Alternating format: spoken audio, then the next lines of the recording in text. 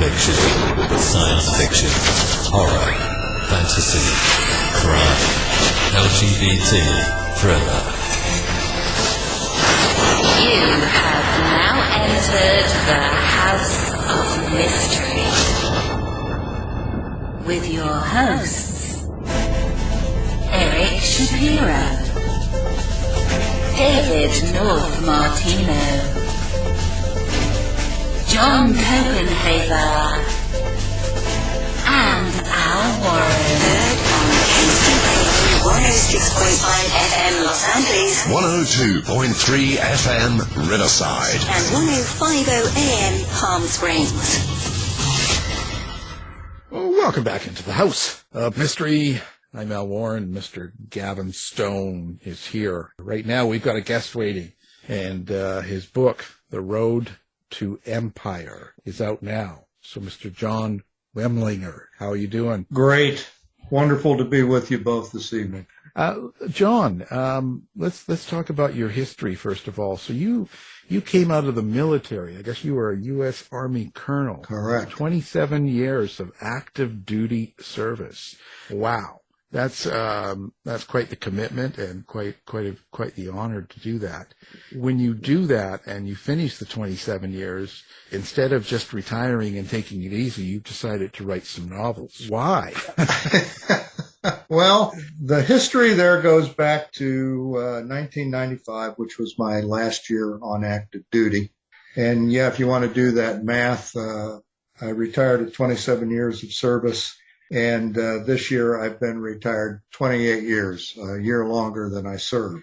And that's just mind-boggling to me. But in 1995, my last year on active duty, I was stationed away from my family. My daughter was a senior in high school, had never complained in her entire life about having to pick up everything and move and leave her friends and go on to the next duty station until that senior year of high school. And she wanted to stay where she was in Newport, Rhode Island and graduate. And my wife and I at the time made the decision that they would stay in Newport. My daughter would finish her senior year of high school, and then we would reunite after that year. So I had loads of time on my hands, and I was reading a lot of Tom Clancy, the original Tom Clancy stuff, The Hunt for Red October, The Cardinal and the Kremlin, and those kind of classic Clancy books. And I had the thought, what the heck? If Clancy can write a military thriller, I can write a military thriller. And so I spent the better part of that year after duty hours banging out a 1,000-page, single-spaced manuscript that told a magnificent story of an Army command sergeant major, highly decorated, very well respected, who gets sent to prison, Fort Leavenworth, for 10 years for a crime he did not commit. I tried to market that, and I wasn't getting nothing was coming back to me. One agent did take the time to respond with a quick, terse, but appreciated note that said, I see somewhere in all of this the seed of a story, but my friend, you seriously need an editor. And so I responded back and said, can you recommend somebody? And he did. And I sent the manuscript off to this person. And a month later, I get a 7-page letter back, and I will never forget the first sentence in that letter. It said, it's obvious to me that you're very proud of the years that you've spent in the military, but what you have to remember is nobody cares. And that's when my skin started to get very tough about writing that manuscript at that point, not because I necessarily wanted it to, but I retired from the Army. And I went on to work for Walt Disney for 3 years out in Asia, and I just flat didn't have the time to devote to the writing, to the manuscript, and it just languished. When I came back to the United States, I was divorced.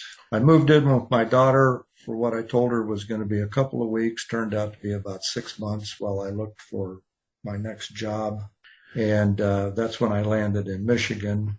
And that's when I picked writing up again. It took me about a year to realize that you really don't know that much about the craft of writing good fiction.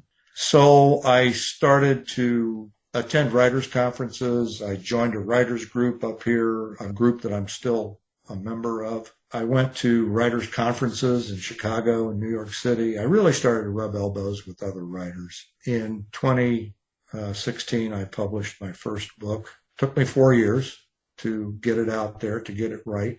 And then the rest have come in about 18-month to 2-year time frames. And I'm still learning every day about how to write good fiction. When you think that you're as good as you're going to get in this business, then that's when your books are going to stop selling. You always need to be improving. My publisher says, you're only as good as your next project. So what are you working on now? And that's how it all came about. It was an evolutionary process, I guess. And that is typical. The publishing world is kind of cruel at times, and so are some of the agents, and so are the readers too. It's a changed world now. It's very judgmental. Everybody is reviewing everyone online somewhere. And so a lot of that, after some years, you learn how to ignore that. I mean, I do for the most part, because it's just a lot of noise and there's just nothing I can do about it. You know what I'm saying? And if I focus on all the noise and all the people saying bad things, I get taken off track of what I'm trying to do in a book, let's say, or in a show. So that's just something that comes along with the territory. So you just kind of got to ignore it, and move forward. I mean, really, someone gives you a bad review or a 1-star review and they say something, what are you going to do? If someone said something about that with the show, I always turn around and say, well, I don't go to your job, tell you what to do or what you're doing wrong. I mean, some of it, you have to do that. You have to put that wall up and kind of go, listen, because if when you write something, if it's got the true meaning and if it's good. There's nothing wrong with, having an editor and having publishers go through it and change and fix things and grammatically do things the right way. That's all good. It makes it a better and more chances. It is. It's all good, but there's no reason to be so negative. I've come to like the editing part of the business of writing a book almost as much as I like the creating of the first draft of the manuscript, because I realize that, first of all, I have a lot of confidence in the editors that my publishing company hooks me up with. On the last 3 projects, I've worked with the same editors, and they've gotten to know me, I've gotten to know them, and the result is that the finished product, the one that is out there on Amazon and is out there on Ingram Spark, is a pretty good product that is worth the customer's hard-earned dollar. But if you look at it from the customer's perspective, there's a lot of stuff out there. When I talk to people about my writing, I'm often asked the question, well, how do you do it? How do you get your books published? And the way I answer that question is that there's good news and bad news. And the good news is that today anybody can publish a book. The bad news today is anybody can publish a book. And so what that puts on the reader is the onus of having to determine what book is worth my hard-earned money. And that's a challenge. So if you're looking at a book on Amazon and they don't have the first 3 or 4 chapters loaded there for you to take a look at and read and get a feel for whether or not it's a book you'd finish, then I'm not sure I would buy that book. I mean, that's just me. That's just the way I approach it because of all the noise that you're talking about that's out there and the competition for the reader's dollar. It's stiff in this industry today. Yeah, it's flooded. And if someone gives you a bad review, you could always look up and find out who they are and go after them. I mean, you've got the experience, right? So you can get out there and that'll be the last time they give anyone a bad review, right? I've been the recipient of a 1-star review and some 2-star reviews, and they hurt, they sting. But like you said, you just got to brush that off. If you're going to be a published author and you're going to put your stuff out there for other people to read, you have to be ready to put your big boy pants on and take some shots here and there. Yeah, I think the trick is to just kind of overlook the 1 and 2 star reviews, because those are customers that are probably not going to buy again. You know, concentrate on the 3, 4, and 5 star reviews, listen to what they're saying, and give them more of what they want. You know, because they're the customers that are going to come back. You know, your 1 star reviews, don't take any notice of them. Exactly, Gavin. Exactly. Well, even the big guys, you know, like Stephen King and whoever you consider to be great, even they, if you go find their books, they've got some terrible reviews too, right? They might be 70,000 4 stars and then 200 bad ones, but they still get them. You can't be everything to everyone, and that's just... No, you can't. You know, and today, like I said, it's too easy. Just as easy it is to publish a book, it's easy to have someone say something bad about you, right? And I'm really getting used to it now myself. It doesn't sting so much. After the Tucker Carlson, when he came after me last April, it's been a year and a half. When he did that kind of really shook me, because I never had someone that you know, let's say popular, you know, with that platform. Audience, with actually, platform. and to come after me. And I was like, whoa. So I kind of, it wasn't so much that it was him, because, you know, who cares? Look at him. But it was more about that he had the audience, and then the response online was incredible. Like the people that were saying awful things to me for about 2 months. Yeah. And, but the thing is, then you start, you know, after that kind of a slam, I realized that that's just part of it, you know, and there's really nothing going to happen. No one came to my door. No one went to any of the stations. Nobody really, it's just a whole lot of talk. And you being military backgrounds, nobody's going to come after you anyway, but. Yeah. Well, hopefully not. I guess I have something that I want to say. I have a reason why I write the novels that I write. And, if you don't like that reason, or you don't care to try and understand that reason, then just don't read my books. But if you're a veteran, or if you're currently serving in the military, or if you're someone that wants to find out a little bit about what the military culture in the United States is like, then that's why I write my books. They're out there. I try and pick an issue that's impacting our military or our veterans community. An example of that would be PTSD, or a related example might be the epidemic of suicides that occurs not just within the military, but within our country. And then I wrap a story around that issue to try and make it clear to the reader how that issue impacts the people that are serving, that are protecting our American way of life. And do you find that the public doesn't really get or know what it's like? Do you think that it's taken wrong? Do you think when we watch Jack Reacher, now I'm not attacking the writer of that or the show, but when you're watching some sort of action, you know, the guy's in the military and he's superstar and he's great and everyone loves it and all that stuff. But do you think that they really get it right in that way, or do they miss out on a lot of that stuff? I think, don't get me wrong, I love the Jack Reacher character, and I love the novels and the movies about him. I like those kind of, that action adventure. But it's interesting that this kind of a segue into the Road to Empire, that is a family saga. And some people that have read it have asked me, is this an autobiography? I have to kind of admit that, yeah, it is. That wasn't the reason that I wanted to write the book. Again, I write about what I know, and that's the military and military culture. And so The Road to Empire is a story about a young man, senior in high school, sitting in class on the morning of September the 11th, 2001, and the teacher walks in and breaks the news to them about what's happening in New York City on that tragic morning. And as the day rolls on, Jack Rigley, the hero of the book, he doesn't know exactly how events of that day are going to change his life. He just feels that they will somehow. 2 years later, he finds he's turned down an appointment to West Point. He He doesn't want to go there. His dad's wealthy and can pay his way to go to any college in the United States that he wants to go to.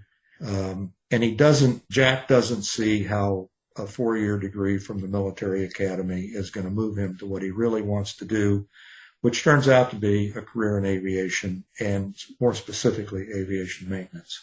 So he, instead of going to West Point, he goes to Western Michigan University, which has an excellent aviation science program, and he's learning to become a pilot. He's in his second year of school, and he finds out that 2 of his best friends from high school have just been killed in Afghanistan. And now that conflict becomes very personal to him, and he grows a conscience and enrolls in the Army ROTC program at Western Michigan University and is eventually commissioned as a second lieutenant. And because he's a rated pilot, the Army does, despite what people may think about the Army, they occasionally do get the round peg in the round hole.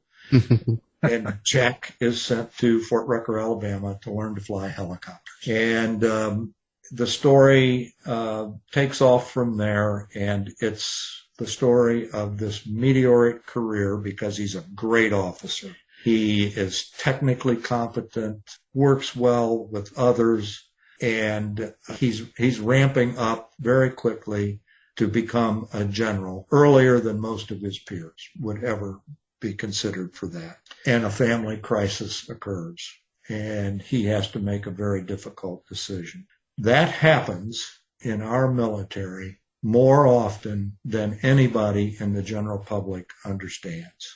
It is a very difficult row to hoe for not just the member that's serving, but for their spouse, their children, the grandmother, the grandfather, on both sides of the family, the aunts and the uncles.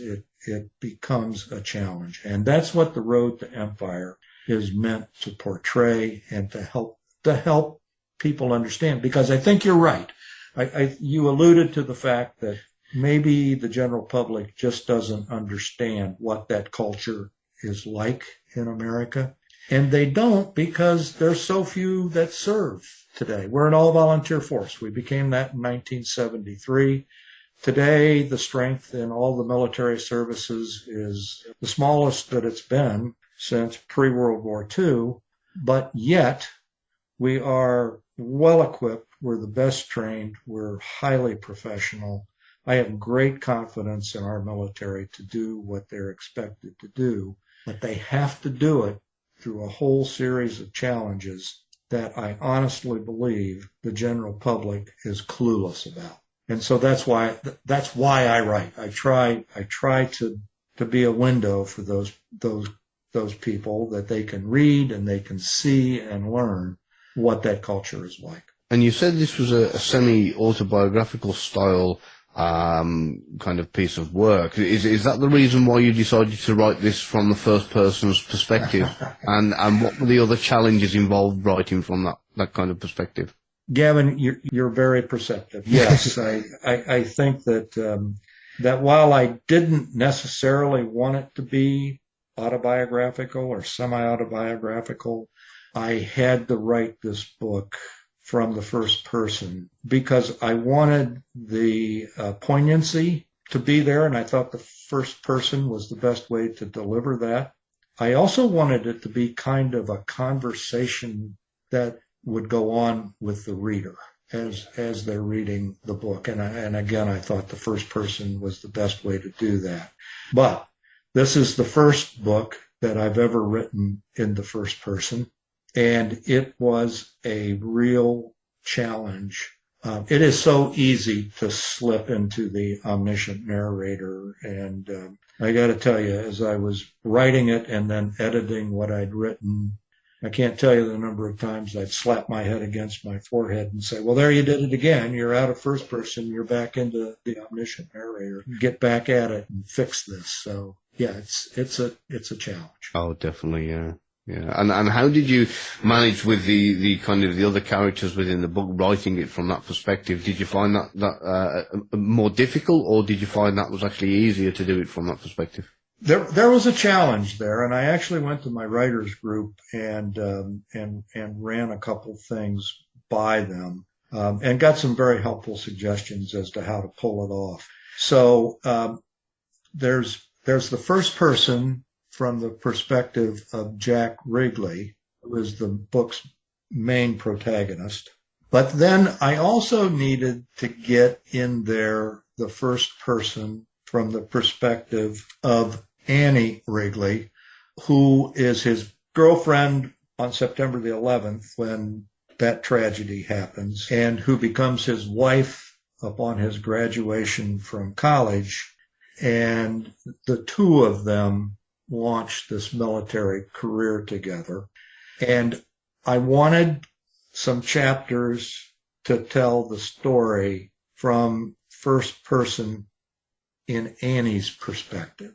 And so when you have 2 or 3 chapters and it's all in Jack's perspective, but now you're shifting to a chapter where Annie needs to react, for example, to his first deployment overseas to a combat zone. You've got to somehow make it clear to the reader that the I in this chapter isn't Jack, it's Annie, and she's alone at home at Fort Campbell, Kentucky, and coping with this immense feeling of solitude, desolation, isolation.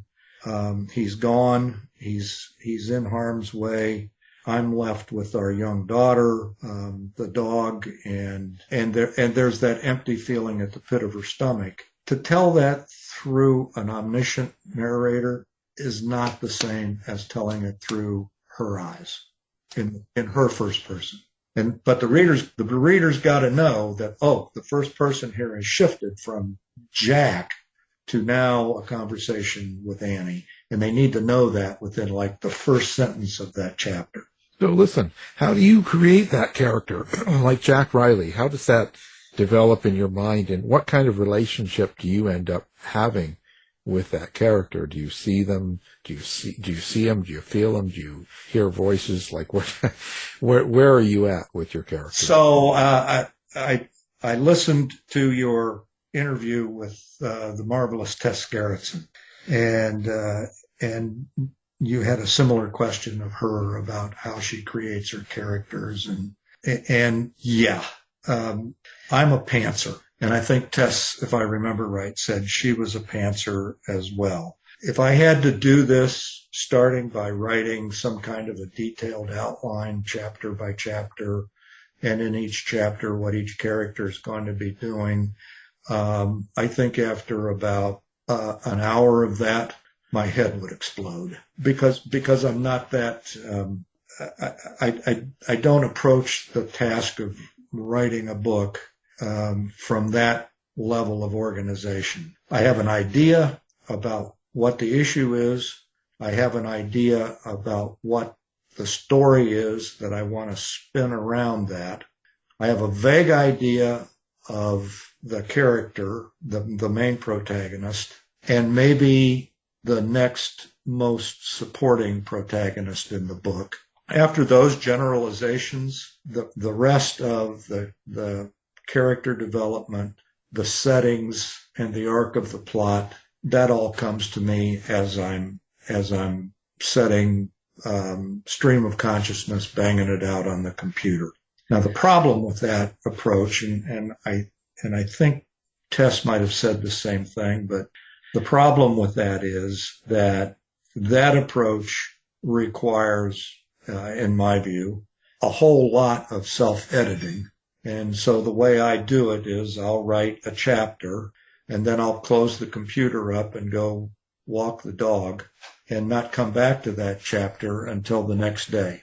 But before I go on to writing the second chapter, I go back and reread that first chapter. Quite often, by the time I've reread that first chapter, it's significantly different than what it was when I closed the computer the day before. And I write like that. So the third day, I'll review the first 2 chapters that I've written, self-edit them again. So by the time I've gotten through the book, the first draft of the manuscript, I've probably self-edited that book 10 or 12 times. And at that point, I would have to say that right now, at the point I'm at with that first draft of the manuscript, I am so close to the forest that I couldn't even see a tree if it fell on me. And that's when I start to work with my publisher and the wonderful editors that they have connected me with on all of my books. So are you starting with the idea, like when you talk about the subtext of it, some sort of theme, a meaning that you want the reader to get because you're talking about what the military life. Mm-hmm. So when you're in that place, so do you have the idea, the theme first, and then you create the characters and then add them to it or put them through that, what you're going to, or how does that start for you? No, I think that's, you just said it. I start with the issue. So, for example, Winter's Bloom, the first book that I published, took me 4 years to get that one right. 2012, I started to write it at the behest of my wife.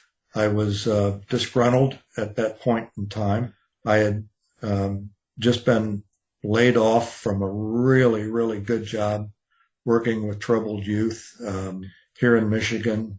And I was angry. I was upset about that. And my wife was the one that said, if you don't get better, you're just going to get bitter. She was a middle school counselor. And so that gives you some idea of the mental level that I was operating on at that point in my life. But she also said, why don't you write? Why don't you start writing again? And I did in 2012, but I still had to learn the craft. So it was 2016 before Winter's Bloom came out. But the subject of PTSD was the driver for that book. And I started with that. And it goes on from there to the main character, a guy by the name of Rock, who was a Vietnam veteran, comes horribly wounded in the war. Lucky that he was able to save the leg that was so badly shot up. But an orthopedic surgeon does that. Rock rehabilitates, but he's left with a limp for the rest of his life. He comes back to the United States, rehabs from his wounds, goes to work for General Motors for 30 years. But in 2008, 2009, when the recession is really starting to hit Michigan, he is told, here's your gold watch. We no longer need your services. You're being forced to retire because we're closing all of our plants here in Flint, Michigan, which is where he was from. He's angry. He's bitter about that. And he's a processor. And so he decides that he's going to go spend the winter on the edge of Lake Michigan. Now, I got to tell you, nobody goes to Lake Michigan in the wintertime unless you want to freeze to death. I mean, it's really it's beautiful, but it's windy, it's cold, and he rents this place along the edge of Lake Michigan, just trying to figure out what his next move is going to be. And while he's there, he meets the widow that lives next door, who is now 5 years after her husband's died, and she is stuck in her grief. And the rest of the book is how the two of them, from really, she's fabulously wealthy. He's a blue-collar worker from Flint. Financially, he's okay, but he's far from wealthy. But it's the story of how these two people from opposite universes come together to, she helps him with his PTSD.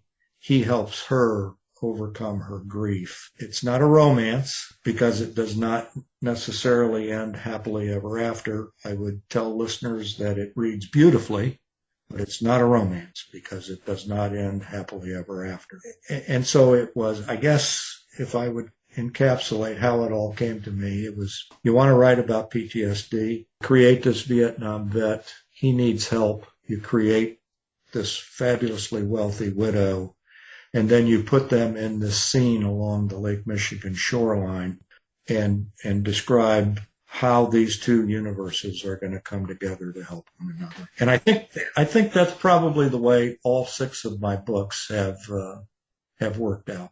Does he dump her in the lake and she freezes and he takes her money? No, but you're not far off the path there. There's a scene in there that I call the rescue scene in the book, and it's a pivotal scene that really turns things around for Rock and his acceptance by not necessarily the widow, but by the widow's family that is kind of skeptical about this guy that she's just met on the beach. Yeah, it's and that chapter, by the way, I'll tell a little story about that chapter. It's pivotal, and I had written it, and I thought it was just really well done. And my wife is my first reader, so when I'm done with the first draft of the manuscript, I give it to her and keep my fingers crossed. And she came back to me and she said, this chapter here.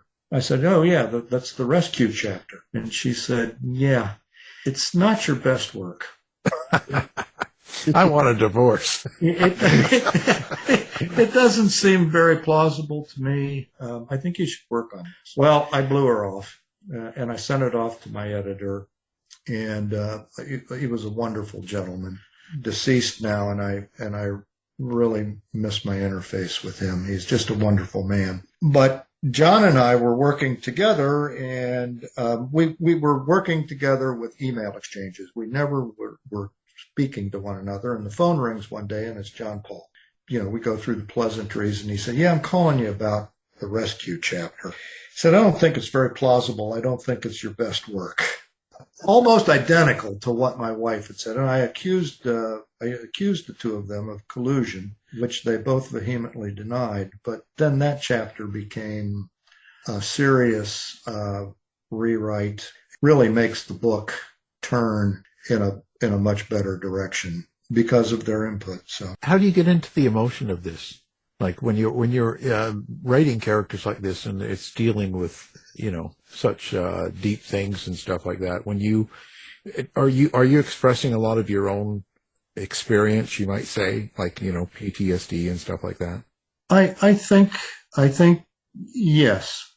So a couple of comments in that regard. I think when writers, especially writers of fiction, I can't speak so much for the nonfiction stuff, but if you're a writer of fiction, you almost have to be an actor, and you act through your fingertips on the keyboard. So you have to get into a certain emotional mood that is set by the arc of the plot and the scene that you have that particular part of the book set in.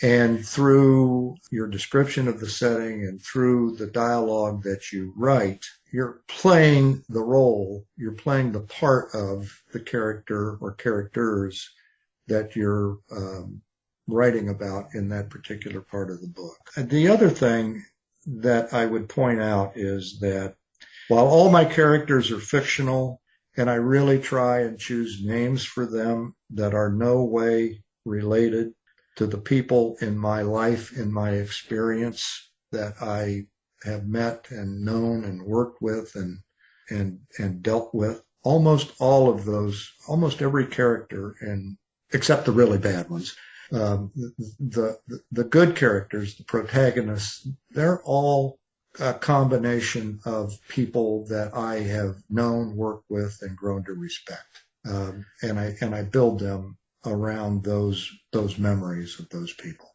The bad ones are just, I enjoy writing about them, but it's good that none of them are truly in my life because they're really evil. Well, you've met Gavin, so. That's it, yeah. So, I think I've been killed off in a few people's books, I'm sure of it. So with 6 books under your belt at the moment, you've obviously had a bit of a variety of kind of different perspectives and that kind of thing that you've done.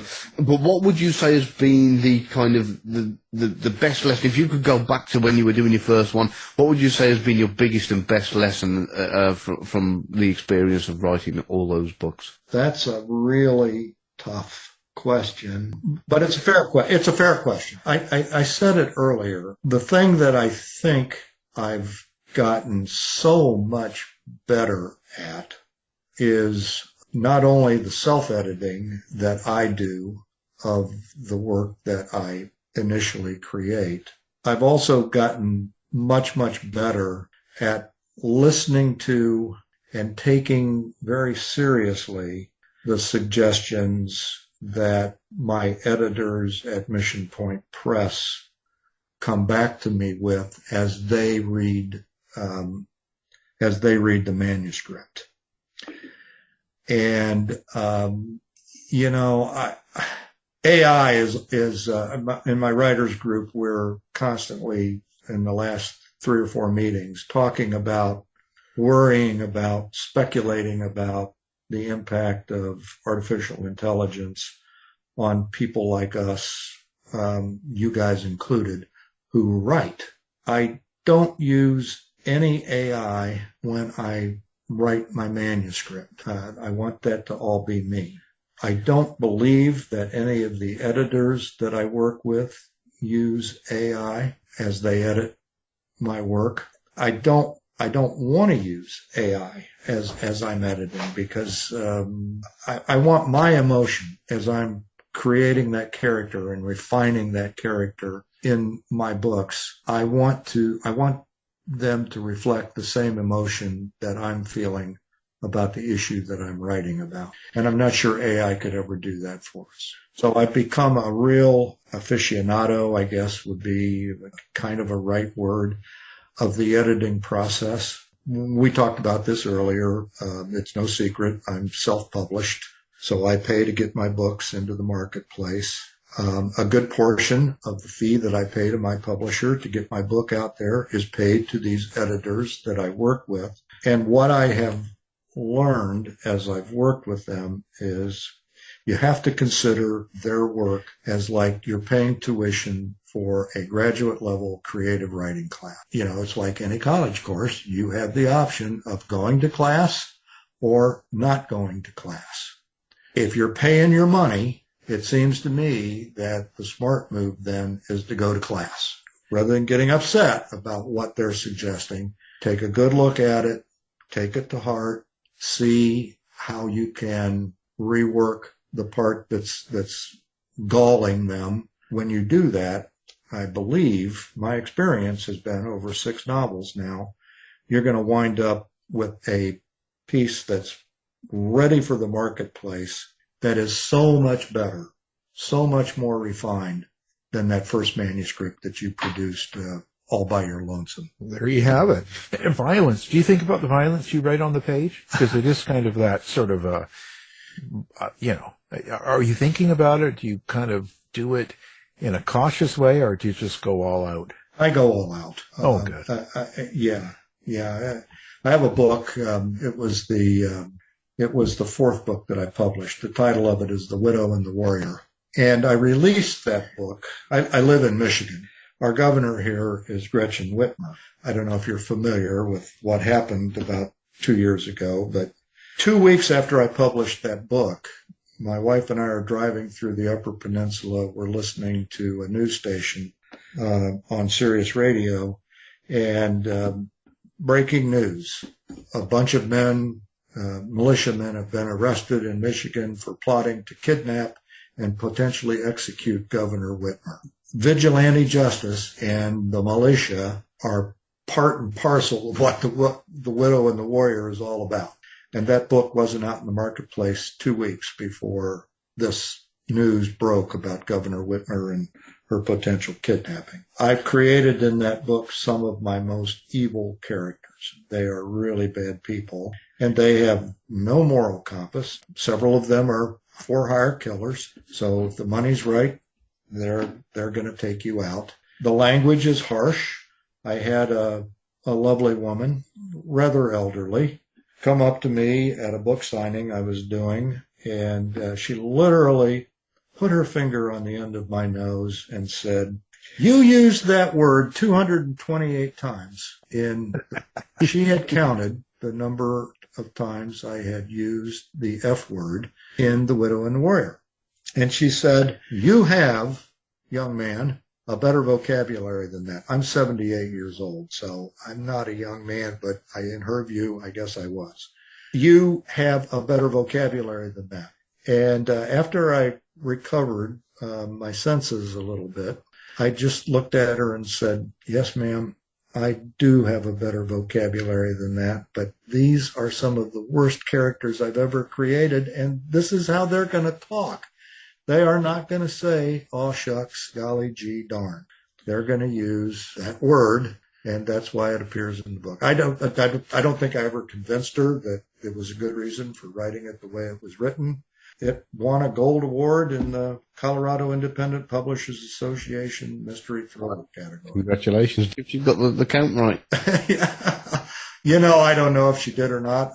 I knew that word was in there a lot, but again, that's the way those characters they're gonna act. And so when I was writing that dialogue, I was writing character with those bad guys. That's the way to do it.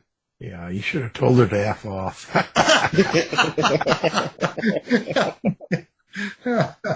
Well, maybe not, you know. Yeah. You get slapped.